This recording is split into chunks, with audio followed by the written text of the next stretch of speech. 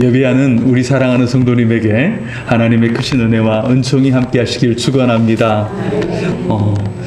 지난 수요일 먼저 이야기해야 되겠네요. 여러분 명절 잘 보내셨습니까? 하나님께서 각 가정에게 또 우리 가족과 자녀들 또 어르신들에게 하나님의 크신 은혜와 은총을 더해 주신 줄 믿습니다. 명절을 지내는 동안이었고요. 지난 수요일 우리는 이마에 재를 바르는 그리고 참회를 하는 제2의 수요일을 지냈습니다. 그리고 십자가를 향해 걷는 40일의 여정, 이것을 사순절이라 하거든요. 영어로는 렌트라 합니다. 렌트. 그렇게 사순절에 사순절에 항해를 시작했습니다. 오늘 본문은 예수님께서 공생애를 시작하시며 광야에서 40일간 금식하시고 마귀에게 시험을 받으신 장면이 오늘 본문에 나타나 있습니다. 말씀을 다 읽지 않았지만 1절부터 11절까지 그 말씀이 잘 나타나 있습니다. 사랑하는 여러분, 목회 상담을 하다 보면요, 악한 영이 깊은 마음의 상처가 있는 사람을 무너뜨릴 때 가장 흔하게 사용하는 공격 패턴이 하나 있습니다. 그것은 바로 어떤 것이냐면 사람의 자기의 정체성을 흔드는 것입니다. 자기의 정체성을 흔드는데요. 오늘 마귀가 예수님께 접근했을 때 첫 번째로 썼던 말이 있습니다. 첫 마디가 무엇이냐면 내가 만일 하나님의 아들이여든, 이렇게 말씀하고 있습니다. 내가 만일 하나님의 아들이여든. 마귀는 분명히 예수님이 하나님의 아들이라는 것을 알고 있습니다. 그러나 예수님께서 40일 금식을 통해서 배가 고프고 지쳐있는 그 연약한 순간을 틈타서 이렇게 유혹하는 겁니다. 내가 정말 하나님의 아들이라면 이렇게 연약한 모습으로 있어서 되겠느냐? 내 이렇게 연약해서 시장하고 낭망한 모습을 보여서 되겠느냐? 사랑하는 여러분, 우리 삶 속에도 동일하게 이런 광야 같은 때가 찾아옵니다. 때론 질병으로 인해서 마음이 낮아지고 고난을 당하는 이런 광야, 또는 물질 때문에 어려움을 당하는 물질의 광야, 사람들과의 관계가 끊어짐으로 말미암아서 관계가 단절되는 그런 외로움의 광야가 다가오게 됩니다. 그런데 이런 순간들이 우리에게 다가왔을 때 사단은 여지없이 어김없이 다가와 저와 여러분에게 속삭이죠. 내가 정말 구원을 받은 성도가 맞아? 하나님이 살아계신데 내 삶은 왜 갈수록 이렇게 척박해지고 피폐해질까? 정말 하나님이 살아계신 게 맞을까? 라고 저와 여러분들을 유혹하며 정체성을 흔드는 경우가 있습니다. 사랑하는 여러분, 바라기는 오늘 말씀을 통해서 이 세 가지의 영적 공격을 예수님께서 어떻게 물리치셨는지를 살펴보면서 우리 정천중앙교회 믿음의 성도들이 말씀으로 승리하며 승전보를 올리며 늘 은혜의 성도, 능력의 성도로 살아가실 수 있기를 주의 이름으로 축원드립니다. 첫 번째 우리가 살펴볼 것은 떡으로 시험을 당하는 떡의 시험을 살펴보게 됩니다. 마귀는 첫 번째 공격으로 가장 원초적인 생존적인 문제를 가지고 바로 예수님을 시험하기 시작하십니다. 40일을 금식하신 예수님께 떡은 어쩌면 가장 절박하게 먹는 문제이기 때문에 필요했을 수 있습니다. 예수님은 단호하게 신명기 8장 3절 말씀을 통해서 이것을 물리치십니다. 예수께서 대답하여 이르시되 기록되었으되 사람이 떡으로만 살 것이 아니요 하나님의 입으로부터 나오는 모든 말씀으로 살 것이라 하였느니라 하시니 아멘. 사랑하는 여러분, 예수님은 담대하게 말씀을 통해서 이것을 유혹을 물리치시는 것을 볼 수 있습니다. 그런데 이와 반대로 떡 앞에서 처참히 무너졌던 사람이 있습니다. 그 인물은 바로 이삭의 맏아들이었던 에서입니다. 사냥을 마치고 돌아와 배가 몹시 고팠던 에서는 동생 야곱이 끓여놓던 팥죽 한 그릇에 그 냄새를 이기지 못합니다. 그러면서 이렇게 고백하죠. 내가 죽게 되었으니 이 장자의 명분이 내게 무엇이 유익하리요? 라고 이야기합니다. 당장 그는 눈앞에 보이는 배고픔을 달래기 위해서 하나님이 주신 거룩한 축복, 영적인 축복을, 그 축복권, 바로 그 정체성을 팥죽 한 그릇과 바꿔버리는 그런 실수를 범하게 됩니다. 사랑하는 여러분, 우리도 쉽사리 이런 실수를 범할 수 있습니다. 현대 심리학에서는 오늘 많은 사람들이 겪고 있는 마음의 병을 텅 빈 자아라 이렇게 이야기합니다. 텅 빈 자아라고 이야기하는데 마음속에 밑 빠진 독처럼 커다란 구멍이 뚫려 있는 것입니다. 그래서 그것을 채우기 위해서 끊임없이 우리 사람들이 세상에 떡을 찾아간다라는 것입니다. 어떤 이는 그러기 때문에 돈을 그 독에 채우기 위해서 노력하고요. 어떤 사람들은 술이죠. 술이나 도박과 같은 중독성으로 이것을 채우려고 합니다. 어떤 사람들은 사람들에게 인정을 받고 더 큰 박수를 받기 위해서 그 인정의 욕구로 그 독을 채워 나가려고 합니다. 그런데 여러분 어떻습니까? 처음에는 그것이 배가 부른 것 같습니다.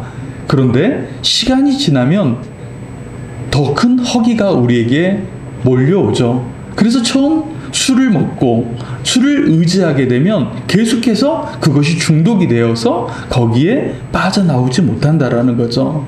그러기에 사랑하는 여러분, 돌로 만든 떡은 결코 우리 영혼을 살릴 수 없다라는 겁니다. 채워도 우리 영혼은 더 메말라가게 되고 마음은 더 목이 마른 것처럼 느껴지게 됩니다. 여전히 마귀는 저와 여러분에게 속삭입니다. 누구야? 아무개야. 신앙도 중요하지만 일단 먹고 사는 문제가 더 중요하잖아. 지금은 말씀보다 현실을 더 챙겨야지. 이렇게 이야기하며 우리를 유혹합니다. 그러나 사랑하는 여러분, 우리 영혼의 깊은 그 배고픔은 세상의 물질이나 쾌락으로 채워지지 않습니다. 오직 하나님의 말씀이 저와 여러분을 우리 심령 속에 들어올 때 우리 안에 천국이 임하게 되고 참된 만족과 치유와 회복이 일어난다라는 그 사실을 여러분 기억하시기 바랍니다.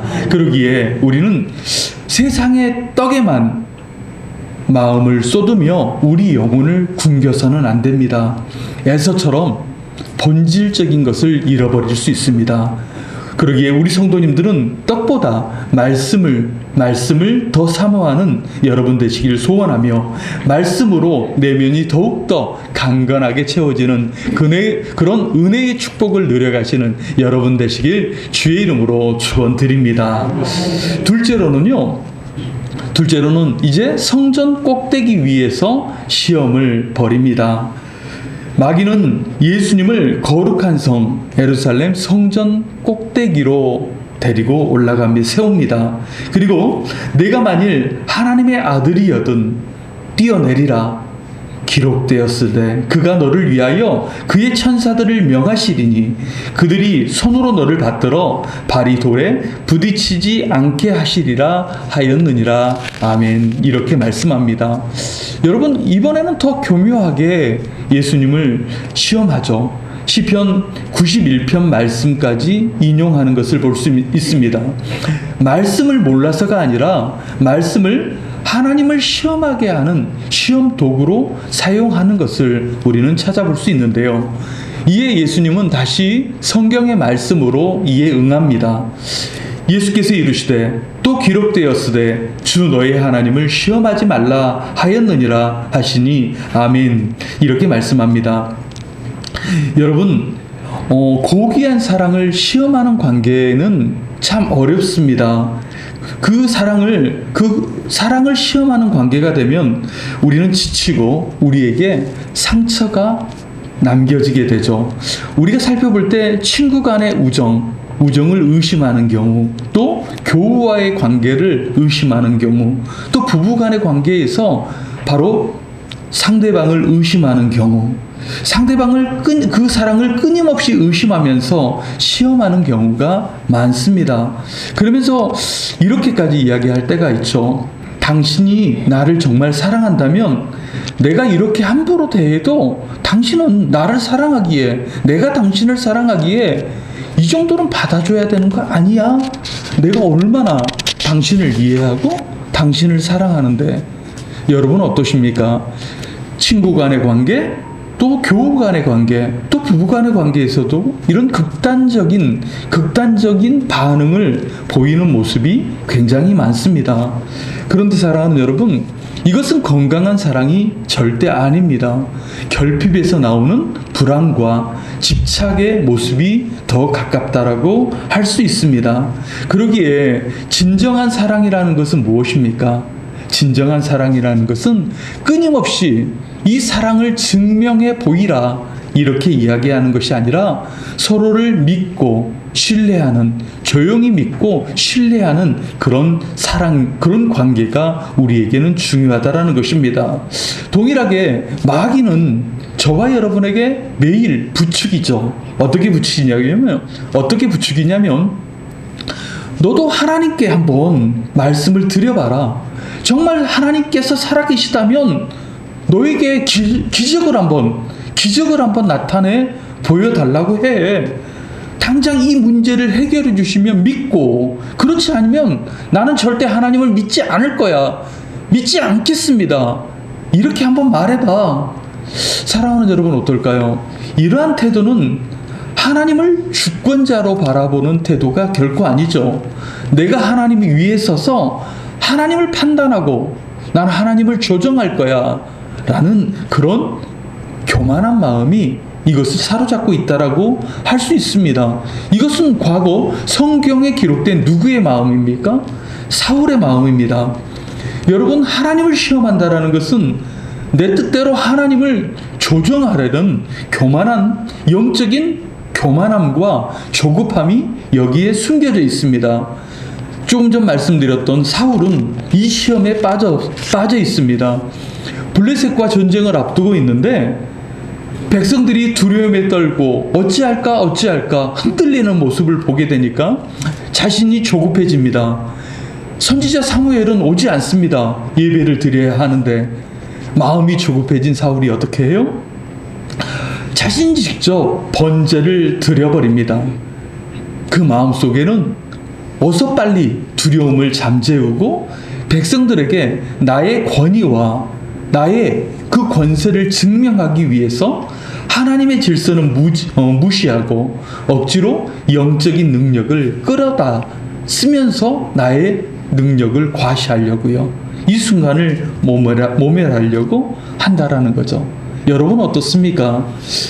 신앙은 내가 원하는 타이밍에 자판기처럼 기적을 뽑아내는 것이 결단코 아닙니다. 때로는 우리의 상황 속에서 하나님은 침묵하시는 것 같고 내 삶이 성전 꼭대기에서 막 떨어질 것 같은 아슬아슬한 순간에 처해 있다 할지라도 그래도 여전히 하나님은 나를 사랑하신다. 한번 따라해 보실까요? 그래도 여전히 하나님은 나를 사랑하신다. 하나님의 약속은 변치 않는다. 사랑하는 여러분, 이것을 붙들고 약속을 붙들고 살아가는 것, 조용히 살아가는 것이 진짜 믿음입니다. 하나님, 이거 해주시면 믿겠습니다. 이거 하나님 약속, 이거 내 기도하는 거 들어주시면 믿겠습니다. 이렇게 기도하는 것이 아니라 하나님께서 해주시든지 나의 기도를 들어주지 않더라도 저는 어떠한 상황 속에서도 주님을 신뢰하겠습니다. 이 고백을 들으실 수 있는 우리 정천중학교의 성도님들이 되시길 소원합니다. 세 번째로 보면 이제 천하 만국을 앞에 두고 시험을 벌이십니다. 마귀는 예수님을 지극히 높은 산으로 데려가 천하 만국과 영광을 보여주며 말합니다. 9절 말씀을 보시면요, 만일 내게 엎드려 경배하면 이 모든 것을 내게 주리라. 이 말씀은 무슨 말씀이냐면, 십자가라는 고통의 길을 건너지 말고 나와 한 번만 타협해서 쉽게 영광을 얻으라. 일종의 지름길의 유혹을 저와 여러분에게 보여주는 것입니다. 예수님께 보여주는 거죠. 예수님은 조금 더 망설임 없이 말씀하십니다. 이에 예수께서 말씀하시되 사탄아 물러가라. 기록되었으되 주 너의 하나님께 경배하고 다만 그를 섬기라 하였느니라. 아멘. 사랑하는 여러분, 물고기가, 저도 낚시를 좋아하지만 물고기가 낚시꾼에게 잡히는 이유가 무엇입니까? 그것은 미끼가 먹음직스러워 보이기 때문입니다. 그러나 그 화려한 미끼 속에는 보이지 않는 무시무시한 나의 코를 꿰는 낚싯바늘이 숨겨져 있다는 것을 기억해야 합니다. 이스라엘 백성들이 바벨론 포로 시절에 이 유혹 앞에 섰던 청년들이 있습니다. 바로 다니엘의 세 친구인 사드락, 메삭, 아벳느고가 있었습니다.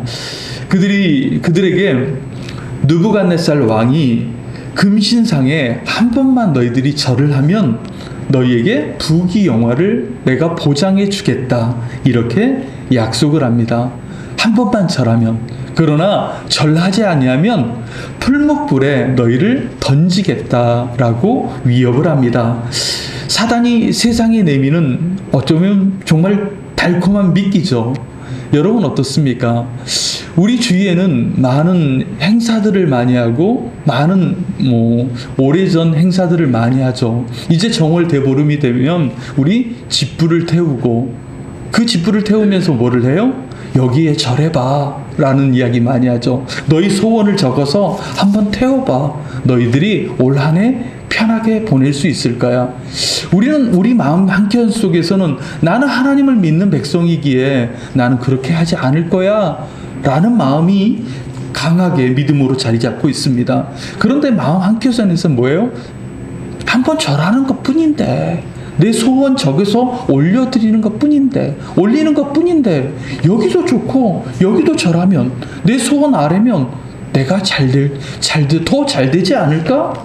여러분은 어떨까요? 사단은 교묘하게 저와 여러분에게 이런 미끼를 던지는 겁니다.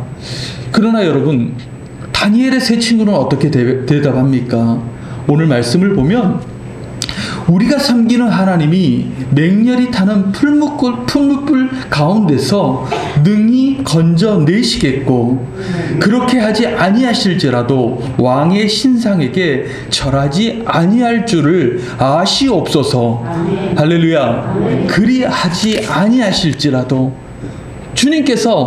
하나님께서 나를 풀무불 가운데서 건져내시지 아니할지라도 나는 결코 왕의 신상에게 절할 수 없습니다.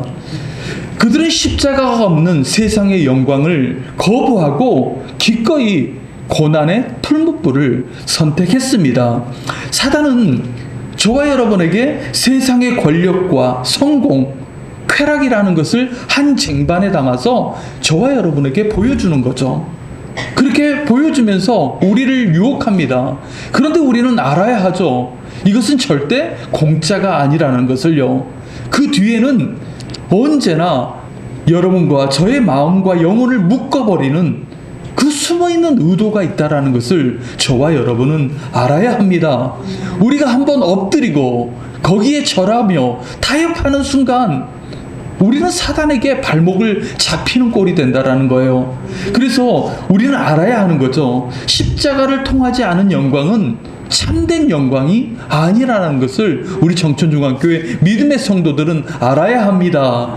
세상이 아무리 우리에게 편해 보이는 길을 보여주고 빨리 갈 수 있는 길을 보여준다 할지라도 우리는 조금 전에 우리 장로님께서 기도하셨던 것처럼 여전히 좁은 길, 우리는 십자가의 길을 택해서 나의 길은 여기에 있노라 세상 가운데 외치며 그 길을 걸어가야 할 줄 여러분 믿으시는 여러분 되시길 소원합니다.